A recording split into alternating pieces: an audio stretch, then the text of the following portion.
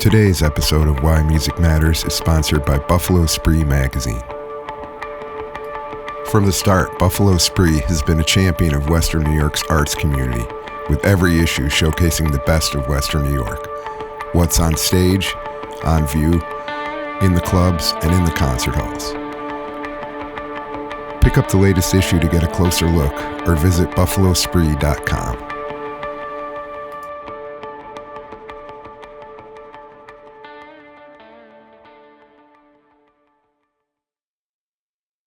Music to me is not, it's not like, when I look at an album, it's not like an all-encompassing view of what that is. It's a snapshot in time of what that was. You know, we'll never have Green Day in 1992 back. Right. Writing Kerplunk. We'll never have that. No, it was a moment. Yeah. We'll never have Op Ivy back. Yeah. We'll never have Morphine, Buena in 1992. We'll never have that back. Great album. It really is.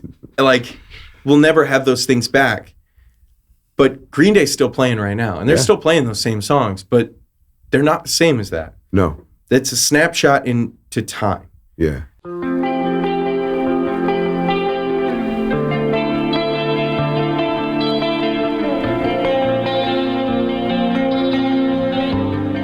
Hello, music lovers. Welcome to Why Music Matters, a podcast where we examine the power and influence that music can wield in our lives. I'm your host, Jeff Miers. Today, I'm pleased to welcome a young singer, songwriter, and guitarist who has been making devoted fans out of original music connoisseurs in Western New York over the past few years, including yours truly.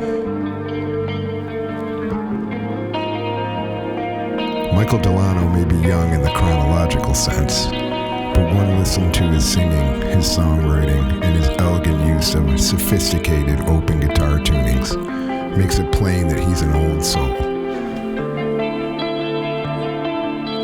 I've come to know Michael through his work with the bands 77 Stone, Sunday Rain, and 5 Round Bout, all unique projects that push the envelope of modern alternative rock music.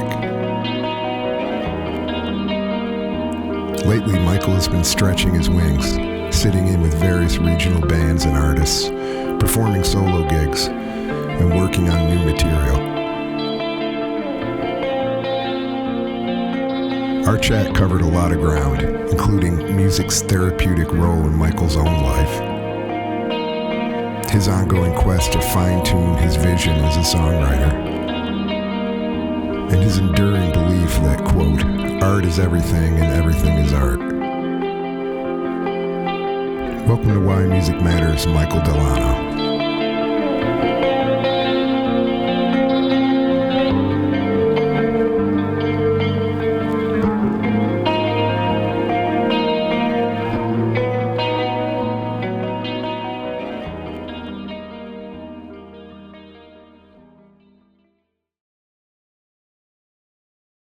Got a special edition of Why Music Matters today. My friend Michael DeLano. We haven't known each other all that really long, but I feel like I've known you a long time. I'm a huge fan of your writing. Thank you. Your playing, and kind of your approach to life. Thank you. And I thought we're going to have a good time just talking, because there's things selfishly I'd like to fill in your history that I'm unaware of. Yeah. I mean, it's an honor to be here, you know. I mean, I watch these podcasts every time they come out, and you know, it's really nice. Like the day they come out, like me and my mom always sit out on the back deck and just watch the podcasts, and you know, so it's a real honor to be here, and you know, I can't thank you enough for man. I'd love to hear even that. Thinking that that is super cool. Well, thanks for the support. Yeah, but I really want to know how you got to the point where we're sitting here right now today. I think you know, I'm not blowing smoke, but I think you're widely regarded as being a major talent in Buffalo and in the region, and I can see it easily going beyond that. But you're respected for your writing, for your approach, for the bands you've led, and you've done a lot, and you're young. Yeah. So I want to know, you watch the podcast and listen to the podcast, you know what we're trying to get at. Like, why does music matter to you personally? Why do you think it matters in general? Yeah. So how did it come to matter to you? Well, I mean, I'll say this, from a very young age, I had felt very outcasted by the world. When I was 3 years old, my father walked out on me and walked out on my mother. And, we were living in a really bad. Can I cuss on here? I yes. Can cuss. Okay. Yeah, I was living on. Your mom's gonna hear it, but she knows you. Yeah, we were living in a shitty townhouse in the outskirts of the Las Vegas Strip. It was really just, it wasn't good. There wasn't a lot of money to go around. There wasn't a lot of stuff to do. I didn't have a lot of friends in school growing up. But there were two things in this world that really never let me down. One of them was my mother, and the other one was music. So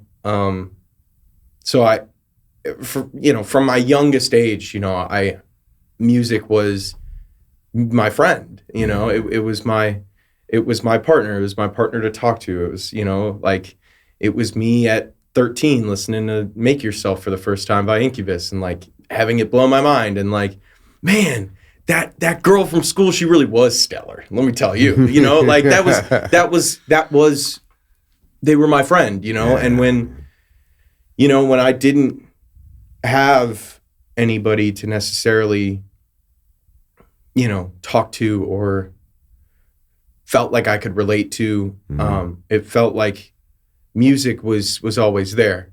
Yeah. And then I started playing music. I started, fiddling with the guitar in my house. My mom had this, she had this Martin, Sigma guitar. It was a crappy guitar, but it sat outside of my room.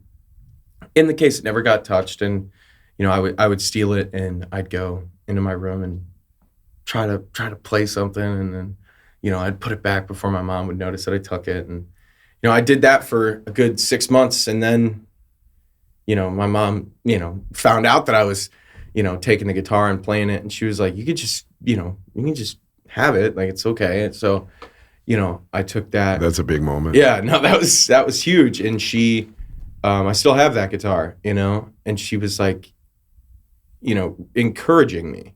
It felt like I was encouraged to do it. Yeah. So, I just started teaching myself stuff. I learned "Wake Me Up When September Ends" by Green Day. That was one of the first songs. These are great songs to start on, man. Yeah, I learned that, and then I remember watching it and feeling it blossom. Yeah. And it's it was not easy. I took guitar in all 3 years of middle school. And we had little practice charts. We had to reach 2 hours of practice every week. I would do 6 or 7 hours a day. Yeah. Just playing and just doing whatever I could and learning new songs. And because that was what I did. It wasn't like I had friends. It wasn't like I had people, I had a few friends here and there, but it wasn't like I was more focused on playing guitar. Yeah. I wanted to play guitar. And, as time went on, I started writing my own stuff, and in the beginning they were not good. No one writes great songs. I remember I have a recording of the first song I wrote. Yeah, it will stay unreleased.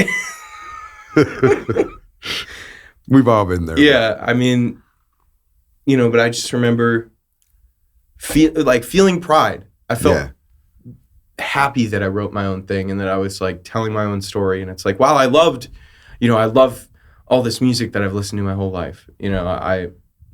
I was proud that I was able to be in a situation where I could say that I wrote my own thing. Yeah. And that there was a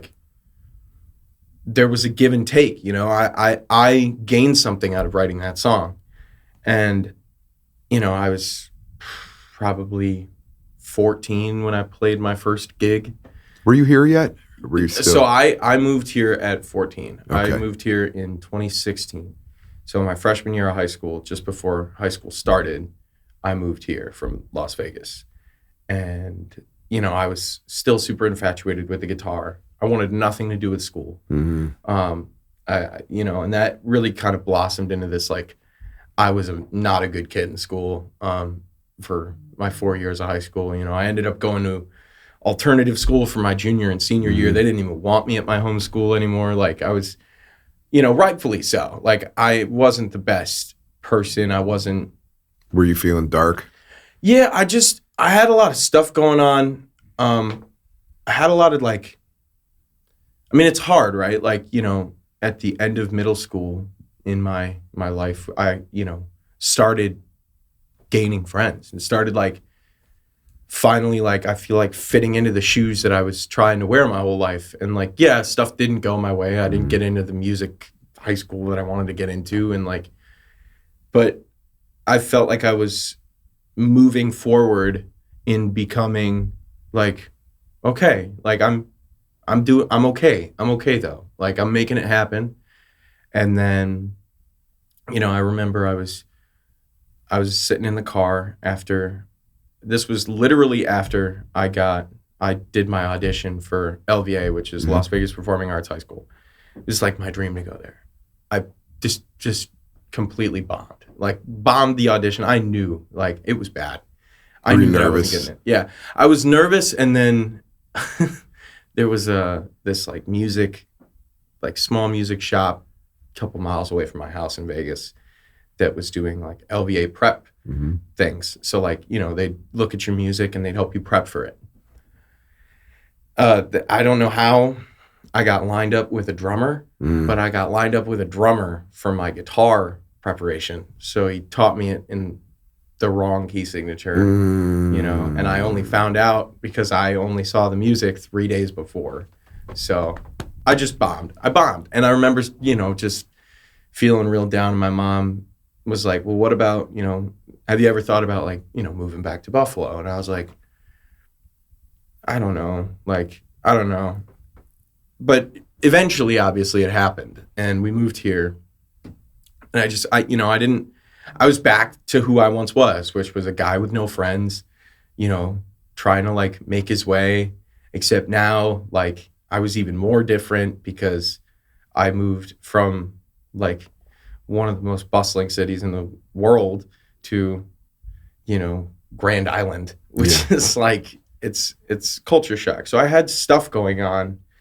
You know, I had tons of mental health issues that I didn't know at that time. And, you know, I remember just going to school and, like, wanting nothing to do with being there. I didn't want to learn anything, like, because all I wanted to do was play music. All I wanted to do was play guitar. And, like, you know, I mean, I'd ride my bike to, like, the local bars that were, like, down the road from my house and, like, try to get, like, gigs and stuff at, like, 14, and they'd kick me out because I was underage. And, like, but I, you know, I still tried. Like, that was my focus. And, you know, when I went to alternative school, that was, like, a really eye-opening experience for me. It was the first time ever in, like, a school where I was like, holy shit, like, I feel okay. Like, I feel okay being here. Like, I feel like I fit in. Like, because you weren't made to feel like you didn't? Yes, because I feel like there wasn't an image that that was, like, set for me to fill. Yeah. Like, you know, when you go to high school, like, you got to feel like you are that image. Like, oh yeah, he's just a kid from high school. Like, you know how they are. Well, I wasn't how they were. And, like, you know, that scored me not many friends. Yeah.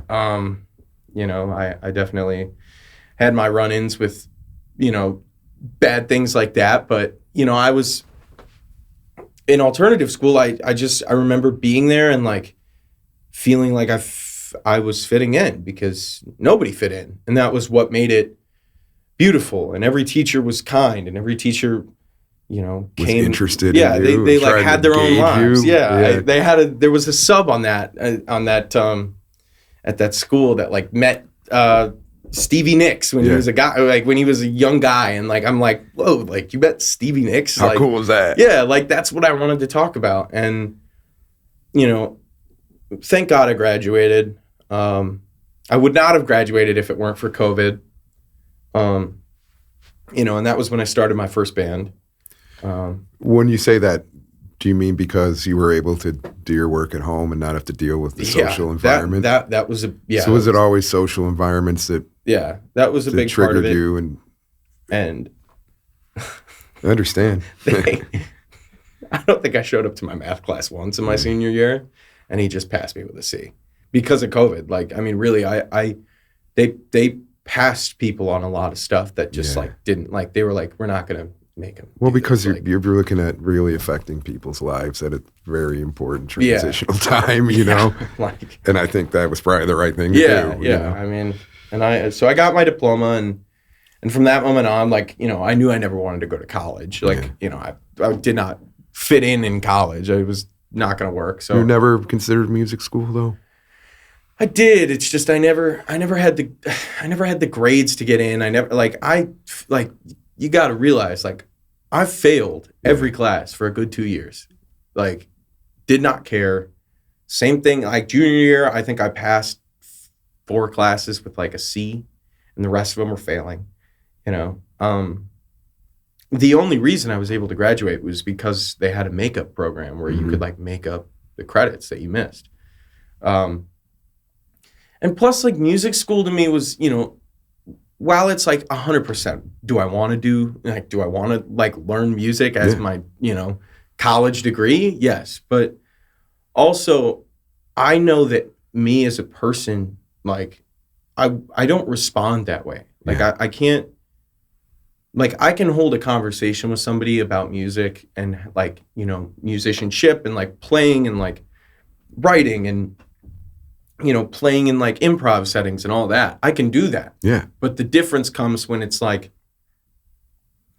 when we got to sit there and like talk about chords, like, oh yeah, this is an E minor 9 add 11. I don't know what that is. I know what an E minor is. Well, you do. I just heard you play it.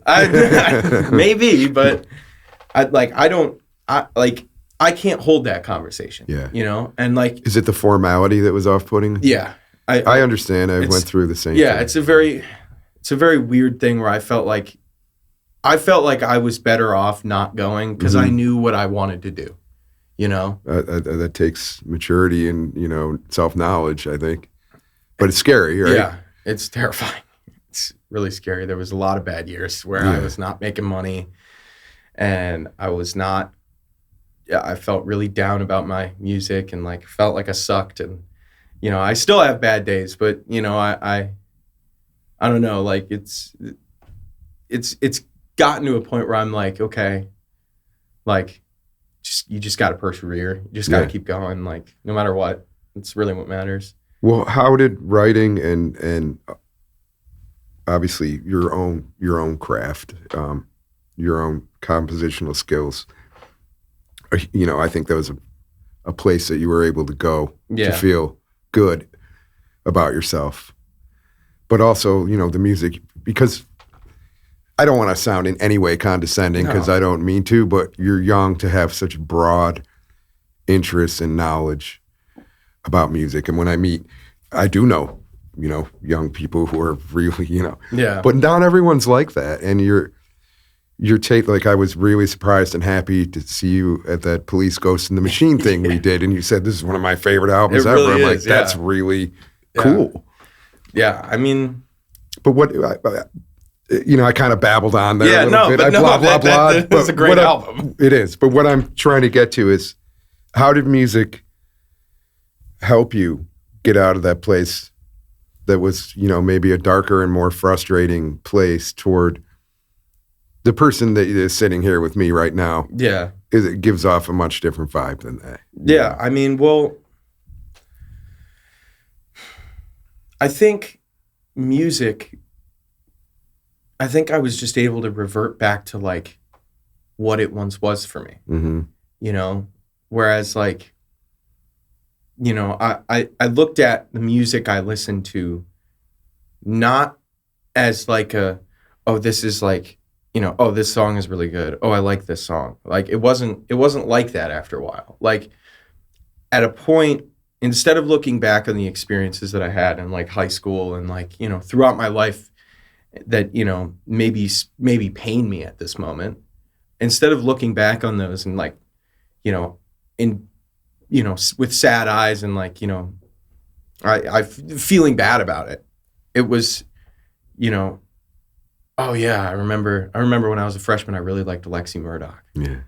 I really liked the Beastie Boys. Yeah. You know, that was what I like. I used to do that in study hall. I used to just sit there and listen to music and like, you know, like teachers would get so mad at me because I just would no matter what they said, You couldn't my stop. headphones are not coming out. They are not coming out. No. They're like, no, I'm not going to work and I'm not going to take these headphones out. I will be quiet. If you I won't ruin it for anybody else, but this is what I need to do. Yeah, you like know? this is my time. And like, you know, in like 10th grade, it was like Pink Floyd. Yeah. And like, you know, really falling in love with that. And, you know, it was Jose Gonzalez and like a lot of that stuff, starting to get into like the softer kind of styling of stuff. And, you know, I fell in love with that. And like, you know, the New Radicals and like I love the New Radicals. That's like awesome. You know, but this is what I'm saying. Those picks are all over the place, and they're all great. Yeah, they really are. But you weren't like I'm a metal kid or I'm a hip hop kid. You're like I'm a music person. Yeah. I've never. You know, I feel like my goal is like, you know, I want to know enough music to be able to sit down and hold a conversation that's intelligent and I know what I'm talking about with any kind of music. Yeah. You know. And like that's cool. That's my like goal when it comes to like listening to music. You know, I love knowing music and like learning about music. Like when I hear a song I really like or when I find an artist that I really like I don't just listen to the songs over and over again. Like I go on Genius and I look up what every lyric means and I memorize it all. I look up their backstory. Dude, we're very similar, man. I mean, we're years apart, but same story. Yeah, I mean, there's this dude, right? His name is Emperor X. He's, in the grand scheme of music, unknown. I mean, nobody knows who that. Yeah, like, I don't. And I hate admitting that kind of thing. Yeah, he's like got maybe 2,000 Spotify listeners, maybe. Like, but for some reason, I fell in love with his music, and it is beautiful music. You know, it's very philosophy based, and like, you know, like somewhat semi-political kind of stuff. But it's not like that's his main focus. It's like he really cares about the philosophy of what he's saying. Like, you know, I mean, he was like a 10th grade science teacher for high school. He got into a car accident in 1995 that left him legally blind. So when he, you know, ended up quitting his job to go pursue music, he couldn't drive a car. Wow. Like he couldn't go anywhere he couldn't just drive his car to Cincinnati and like play a show. So he made his way around the world playing music, taking Greyhound buses from city to city for months on end, where he would just take a Greyhound bus across the United States to play his show in like Des Moines and play that night, you know, find somewhere to sleep. And then get on the bus. And then get on the bus again for the next day and go to the next place and play the next show and do it again. And like, that's a lot. Like, obviously that's a lot. But what you hear in his writing is he's not writing about like, you know, like New York City. He's not writing about LA. He's not writing about these towns. He's writing about like the travel, the aspect of like, yeah, being you could be you could be in a big city, but like what, like, you know, he's writing about the bus station while you're writing about some building. Right. That's that difference is like, he has this beautiful understanding and knowledge of like all of these different aspects of life that most people miss because they don't go on a Greyhound buses and travel across, which rightfully so. You know, if I could pick between a plane, it doesn't sound that fun. No, it doesn't sound that fun. You're gonna. Yeah, but he experience things that you wouldn't otherwise. Exactly. And like, why do I know that about an artist on Spotify that has 2,000 listeners?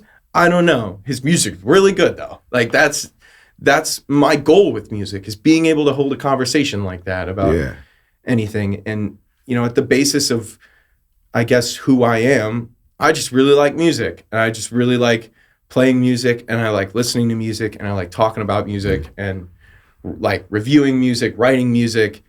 I already said writing music, but like just everything that infatuates music, I love. Yeah. So I guess what I'm trying to get at after babbling on is music to me is not, it's not like, when I look at an album, it's not like an all-encompassing view of what that is. It's a snapshot in time of what that was. You know, we'll never have Green Day in 1992 back. Right. Writing Kerplunk. We'll never have that. No, it was a moment. Yeah. We'll never have Op Ivy back. Yeah. We'll never have Morphine, Buena in 1992. We'll never have that back. Great album. It really is. Like, we'll never have those things back. But Green Day's still playing right now, and they're still playing those same songs, but they're not the same as that. No. It's a snapshot into time. Yeah. And it's like I held a grudge with myself for a long time about what I did and who I was, and I wasn't a good person to a lot of people who didn't deserve it, and I take full responsibility for that. But I also am, I guess, cognizant enough to say, well, it was a snapshot in time, and that's not who I am. Mm-hmm. Like, my view on music is my view on life. Yeah. You know? I guess that's what I'm trying to say.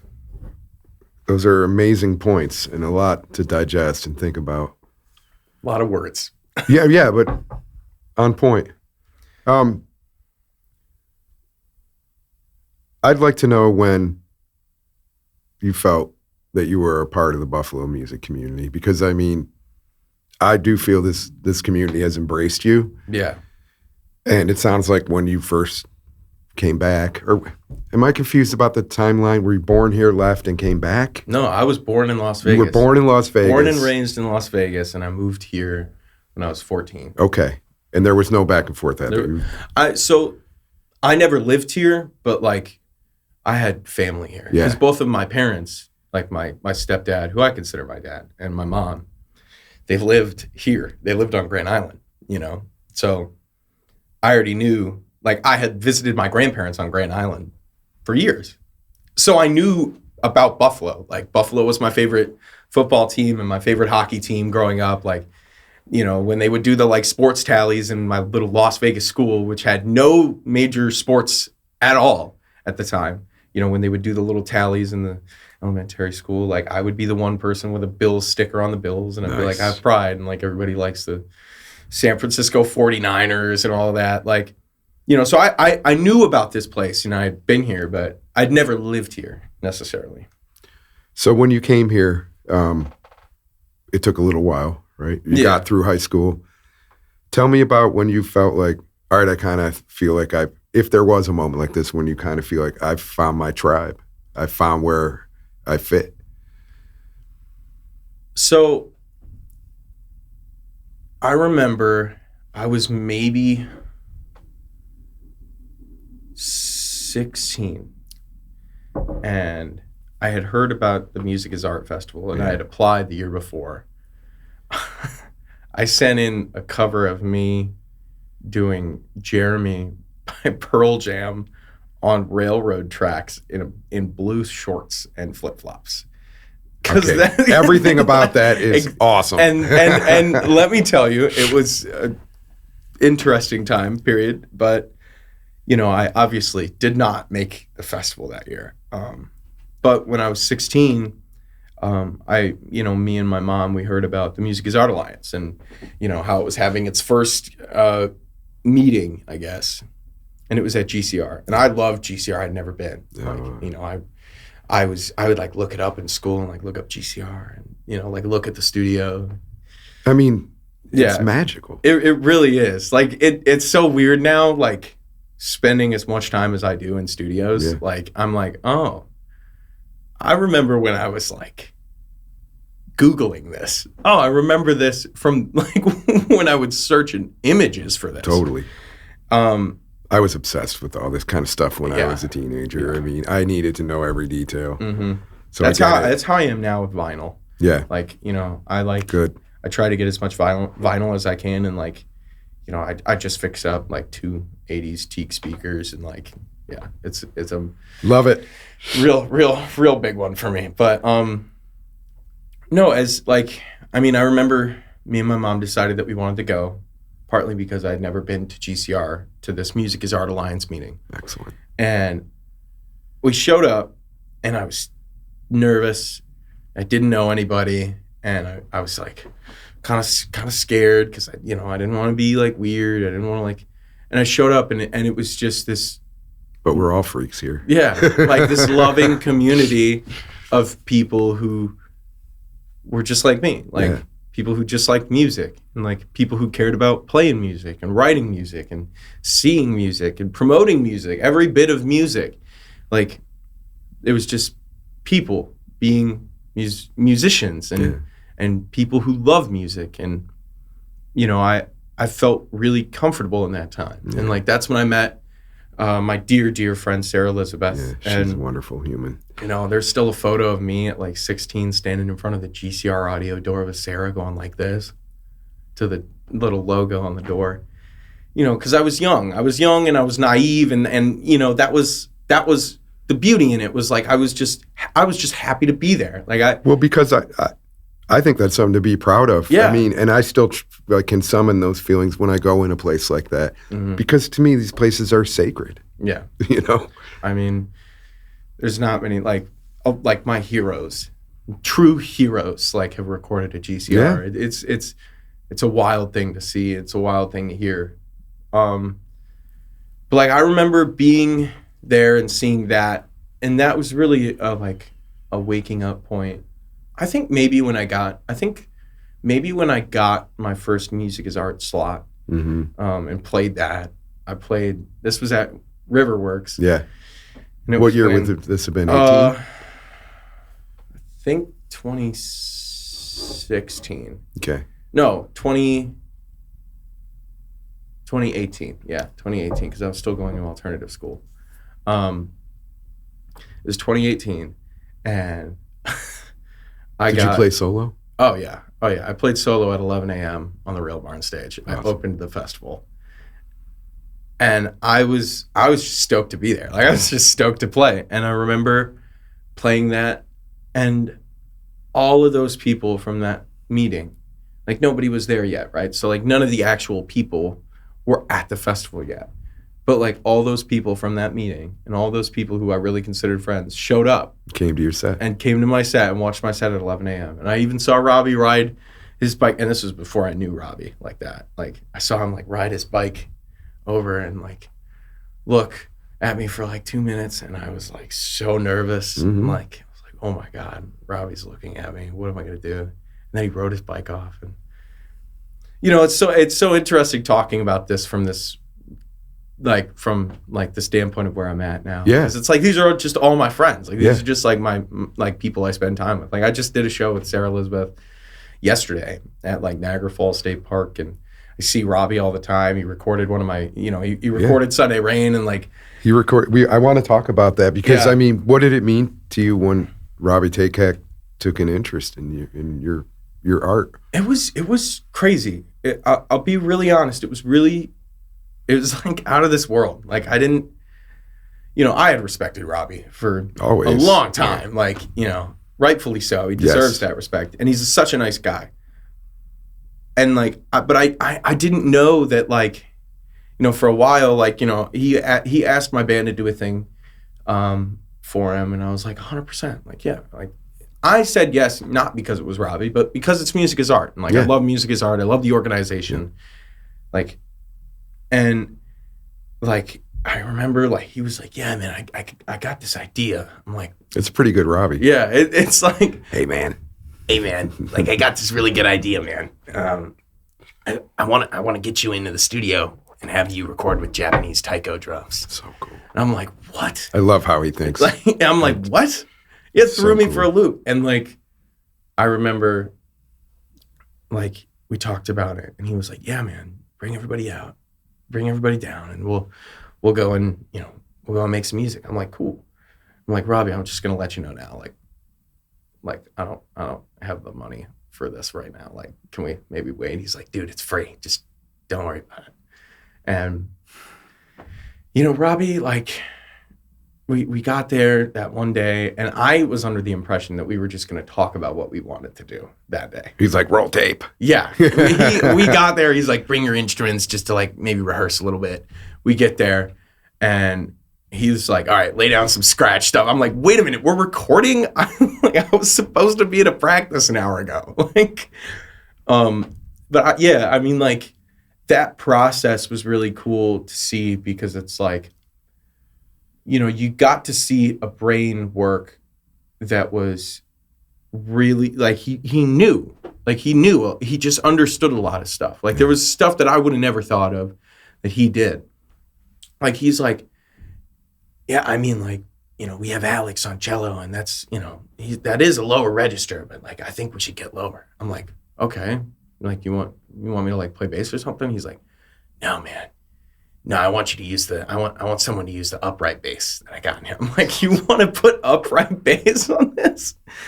And it sounded great. Super and it cool. Sounded awesome. And like, it was such a cool process. And, you know, it meant a lot to me to be seen, because I think, you know, I had really been working really hard at that time. So to be seen by Robbie and like, you know, to like play at 8:00 on the main stage at Music is Art that year, it was awesome. Yeah. It was really awesome to see that. And like, it's just a bright mind. Like, at the end of the day, he's just such a bright mind. Like, and a source of enthusiasm. Mm-hmm.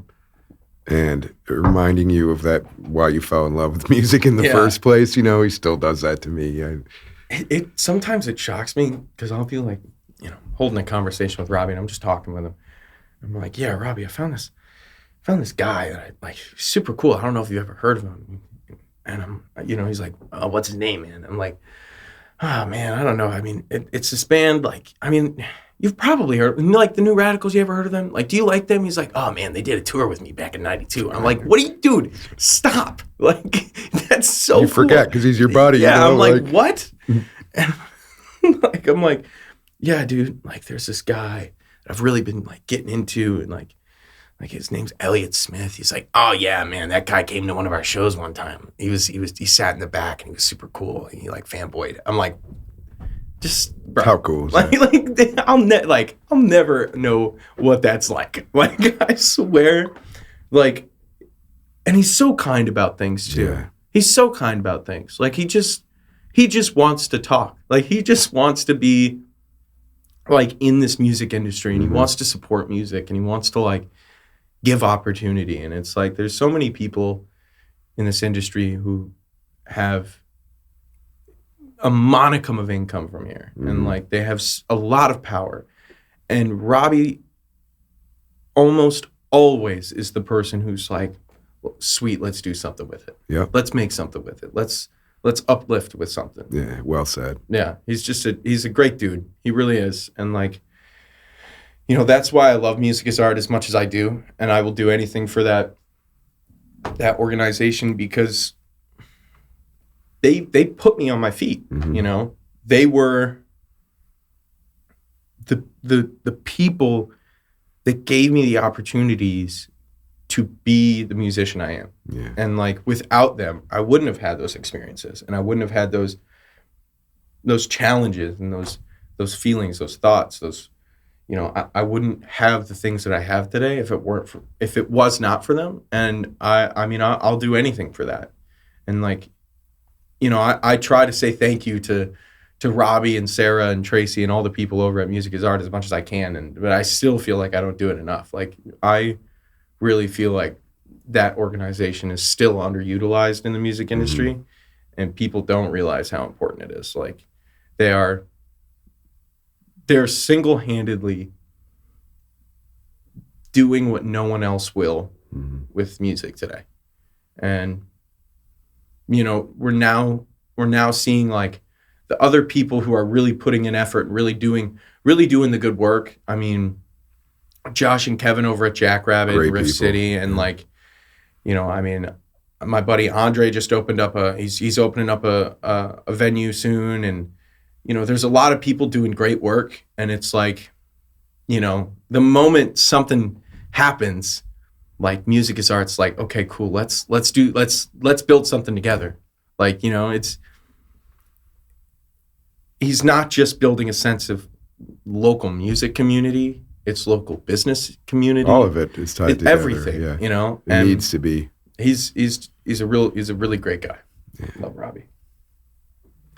Today's episode of Why Music Matters is sponsored by Buffalo Spree magazine.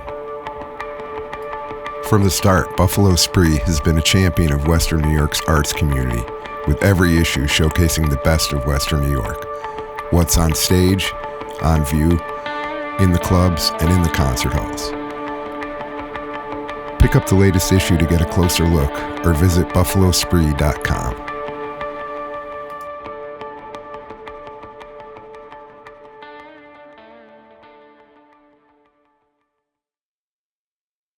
Well, I would love, if you're up for it, if you would play a tune for us. Gotcha. Yeah.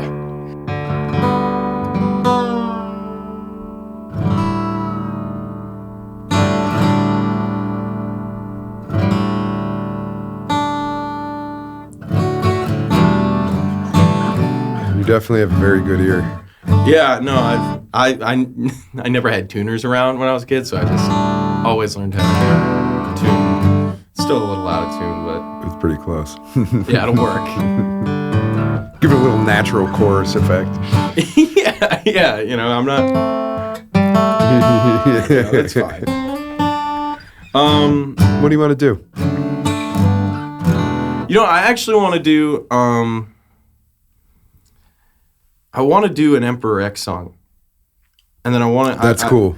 And I, you know, I know I probably should play an original, but I want you to hear it because I really think you'd like the guy. I really do. I think he's. Well, I'm glad you've talked about him. I think it's really useful for us to hear what, you know, his art is about and your interpretation of it.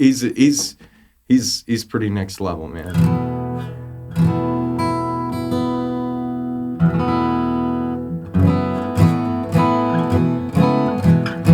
All right, let's see if I don't mess this up here. What's the song called? This is called Freeway in Heaven. It's Freeway in Heaven.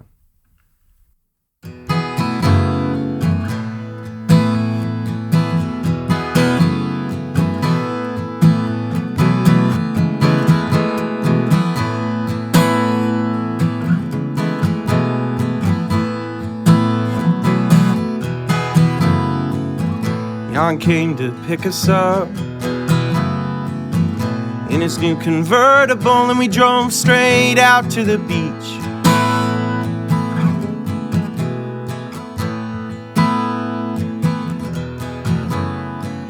The sun charged the batteries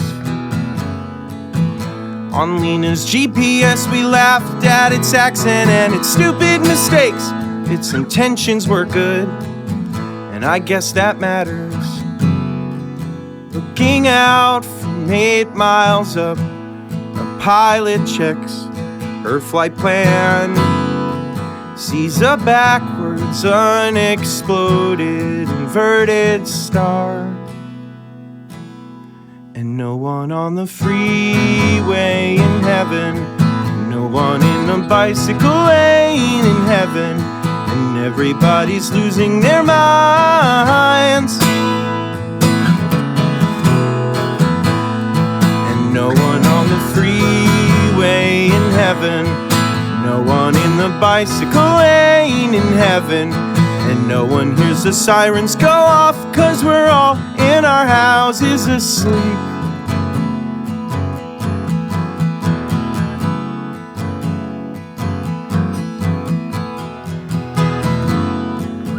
But this was protected land. God built an arsenal, and now there's a hole in the beach.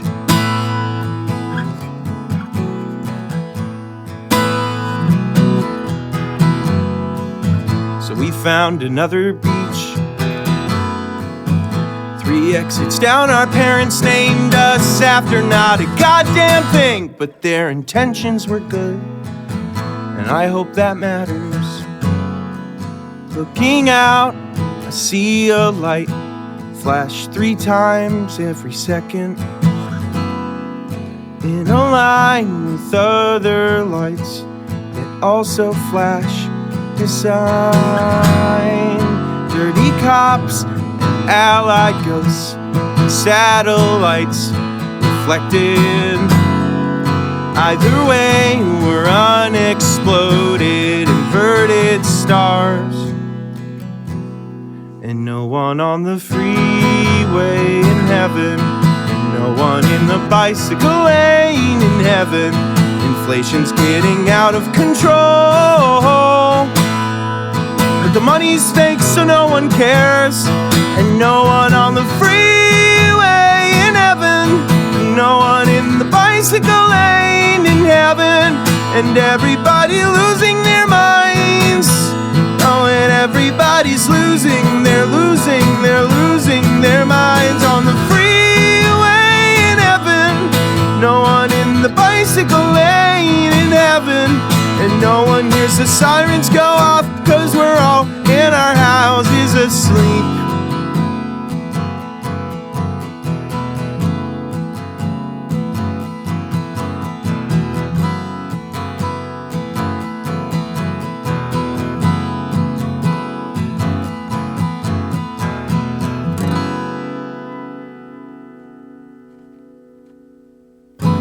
Yeah.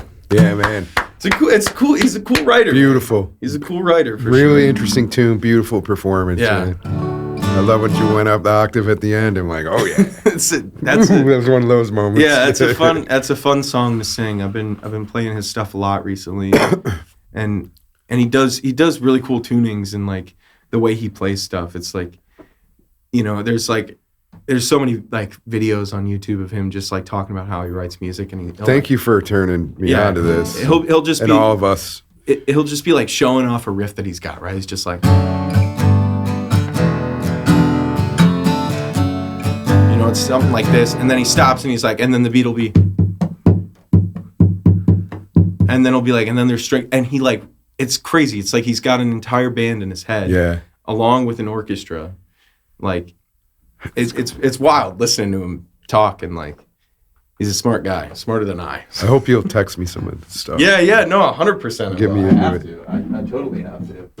I mean, Do you know an artist named Chris Whitley? Yeah, I know Chris Whitley. Speaking yeah, of, I mean, oh I'm a God. huge fan. Yeah, and Big I Sky did get Country, man. That's Yeah. Chris Whitley. Yeah, that's Chris him. Whitley. Okay, dude. Speaking love of that guy. alternate tunings, Yeah. I got to spend some time with him, and Really, he was a pretty special guy. dude. But I mean, I love it when you find Oh yeah. someone like that, and you're like, this person is actually unique. You can't throw that word around in music, No. because we all are some of Yeah, so much that we love. But like that was really cool, man. that's a fun song, and that's like one of his bigger songs too. Dude, I can't believe you know Chris Whitley. I'm a I total say that fanboy. like you aren't a music writer. Like you don't like you are like you love music, and I'm like, yeah. I can't believe he knows Chris Whitley. That's like, dude. So my buddy of mine showed me that song, and he's like, dude, you got to listen to this song. You do a crazy cover of it. And Have you ever done it? I don't. Let me see. I've never tried it. I've never tried playing it, but I bet you I can figure it out.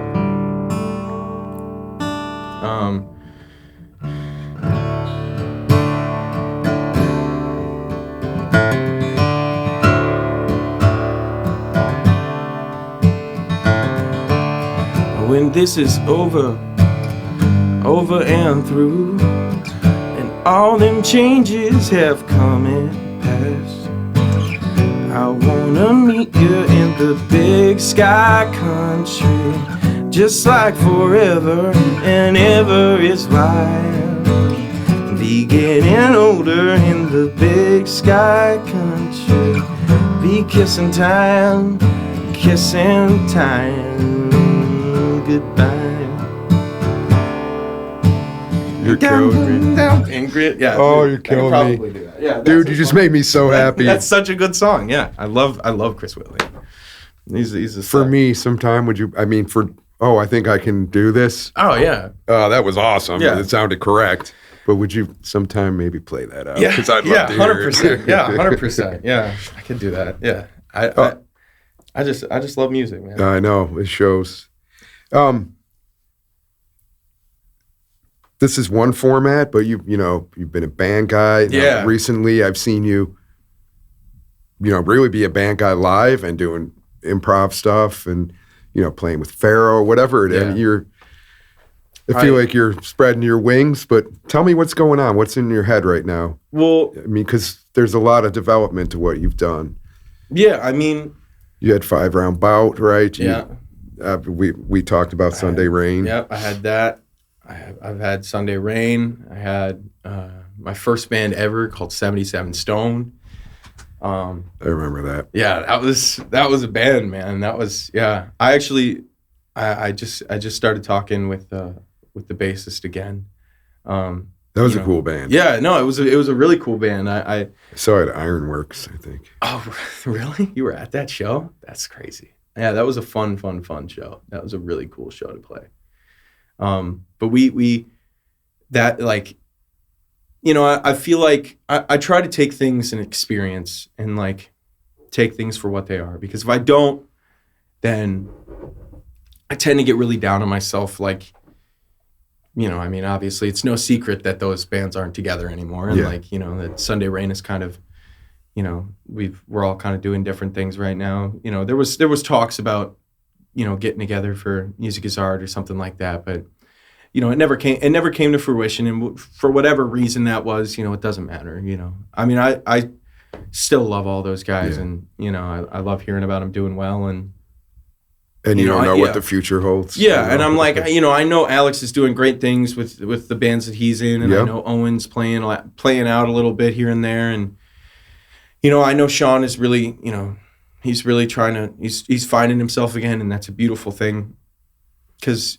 I just wish the best for him. So I mean, their successes are still my successes. It doesn't change anything whether the endings were good or bad or however, I still spent a year with them practically every day, working our butts off. And you all grew together, and that doesn't go away. No, and as of right now, I've been kind of struggling. If I'm being candid, I've been kind of struggling. I've been really kind of struggling because it's like, I wrote a lot of music with Sunday Rain that I don't really play much anymore, just because it's like, I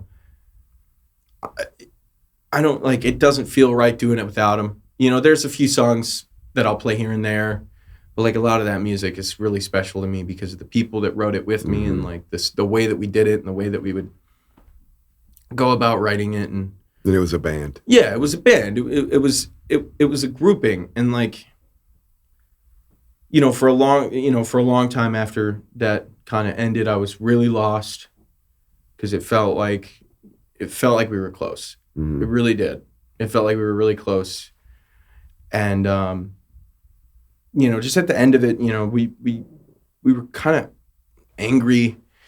We were all a little bitter at each other. And it's like, I really loved that music, and I still do. And again, who knows what the future holds? Like if something happens and something goes, and we decide like, hey man, let's do this again. Let's just play a couple shows again. Like then I'm 100% open to that.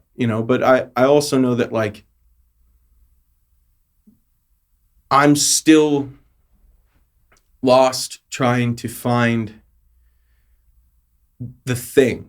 You know what I mean? Like I've been writing with a bunch of different people, and I've been really trying to come up with songs and stuff, and I've written a few songs here and there, and I'm really just trying to come up with something. But the difference is right, when I think about writing music and like my goal when I write a song, especially in a band setting, is you can turn on a radio, even now, when radio doesn't rule the world. No. You can turn on a radio right now and find something that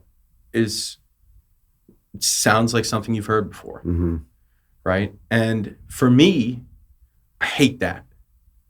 I mean, like, I don't like. My goal is to be different.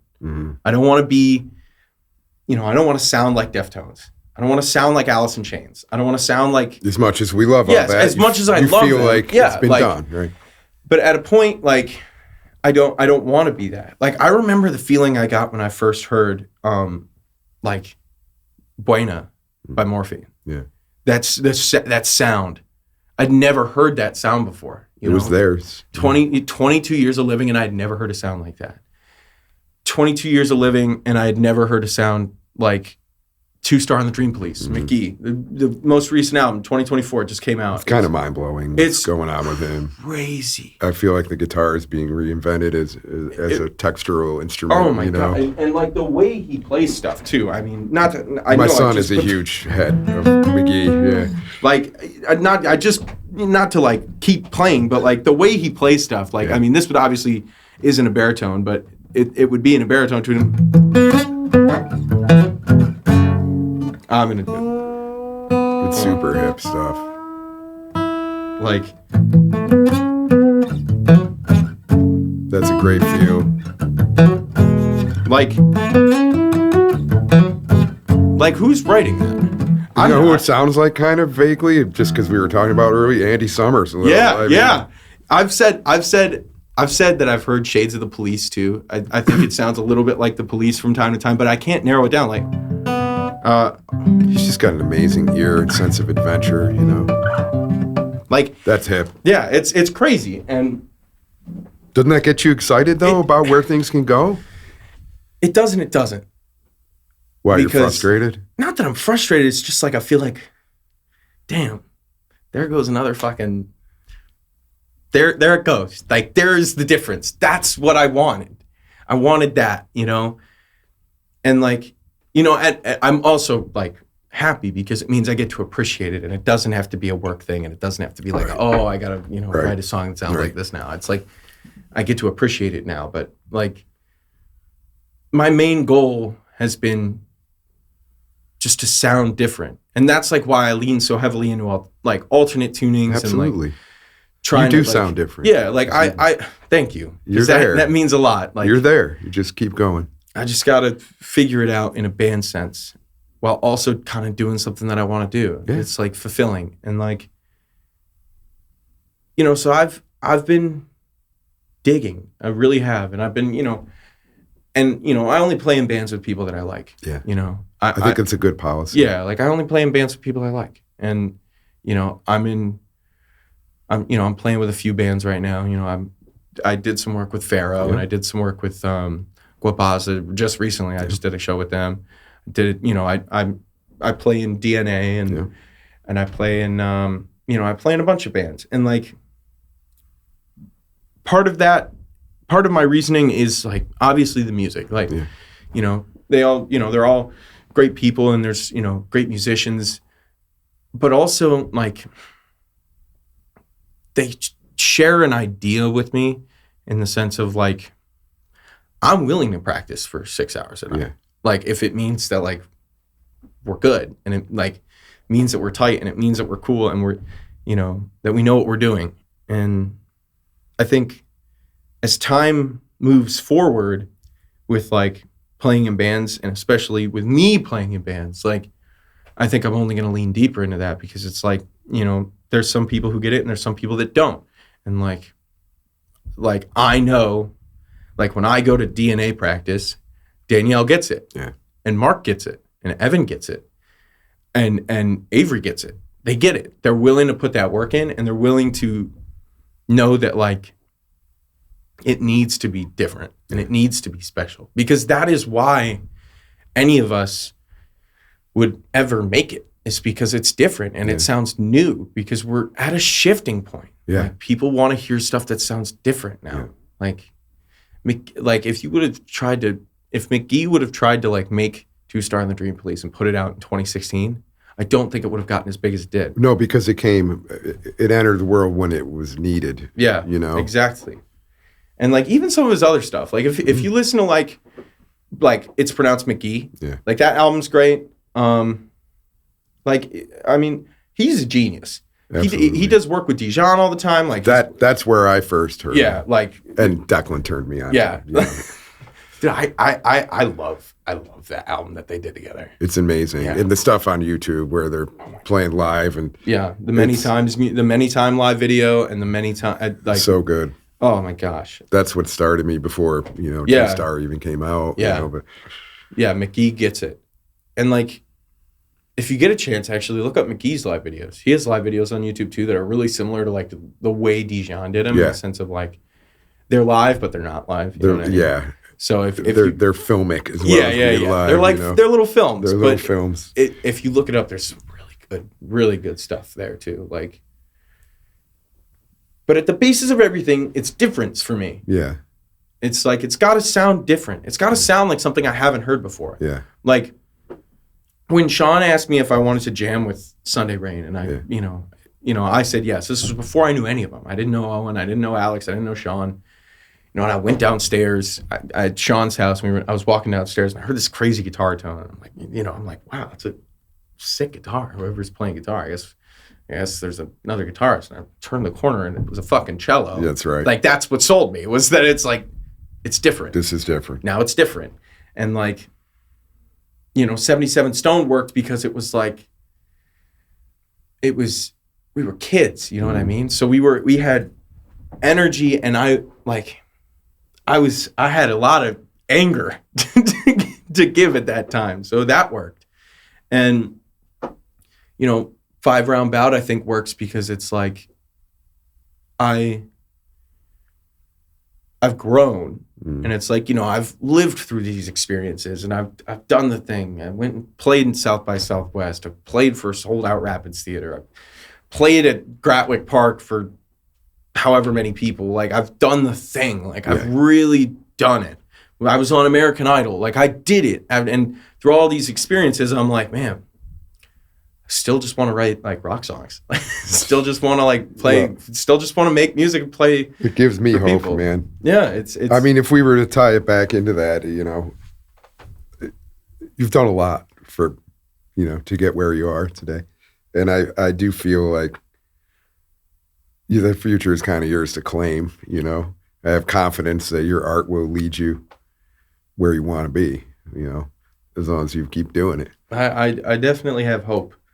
You know, I'm really blessed right now because I'm making good money doing what I'm doing, and it gives me an ability to do stuff. Like actually, like I just booked a flight in October for the entire month of October to be out in Vegas. So I'm gonna stay down there, and I'm gonna just try to be out west a little bit. I want to, you know, drive down to LA for a couple weeks. And excellent. Just be down there and just, you know, I feel like if I can just expose myself to it and be around it and continue to be around it, I feel like I can at least start something up. But like, you know, this scene in particular, like, while I may not like living in Buffalo all that much, like, you know, I mean, I was born in the city. I lived in Las Vegas. Like, that's where my heart will always lie. Yeah, you know, that I was understand. my home. But like, this place is beautiful, and the stuff that it's done for me, not just in like a music sense, but like in a life sense. Like, yeah, do I play music with Sarah? Did I meet her through music? Yeah, but she's my best friend. Yeah. Like, I love so many people in this industry because they're from Buffalo and because they have the beliefs of people from Buffalo. Yeah. And like, that's what's beautiful about this place is like, I could call you, drive 20 minutes, and we're in the city and we're around and we're talking and we're in it. Yep. You know what I mean? Whereas like, that's not always the case in other places. Like, it's not. We can't take that for granted. No. And my heart will always lie with Las Vegas, but like, this is a part of me. Mm-hmm. Like, this place is beautiful. It's just a gorgeous representation of, I think, Rust Belt America and like what it means to be a human being in a small town with big dreams. Yeah. Like, we all have that same outlook and we all have that same ideal and we all want the same things, and you know, we all love the same teams, you know, we all feel the same ways, you know. There's something that I'll never be able to shake, is like that, just that sense of community. And like, you know, I mean, I'm playing blues at 15 years old, meeting Evan Lidke, and he's still my friend to this day. And you know, I see him all the time. He's in my funk band now. Like, you know, Like, I'm not from here either, man, but I mean, that's why I've been here forever. Exactly. So I'm like, I can't leave this. This gave me everything. yeah. And like, part of me feels sad that like, you know, I know that eventually, like, I have to leave. Like, I can't stay here and feel as though I'm leaving a part of me behind. But like, part of me also knows that like this place, it's different than anywhere. You know, I've been around the country to play music for people and to do the thing and like really try and do the thing. And, you know, nothing is like this place. Yeah. Nothing's like this place. I really feel that way and believe that. And, you know, and it's not just the venues and the places, and it's the people, man. Yeah. Like, everybody's fucking nice. Like, everybody's nice. Like, you're nice. Like, you don't even realize it. Like, I had fawned over your work for years. years, Jeff. Years. I was terrified the first time I met you.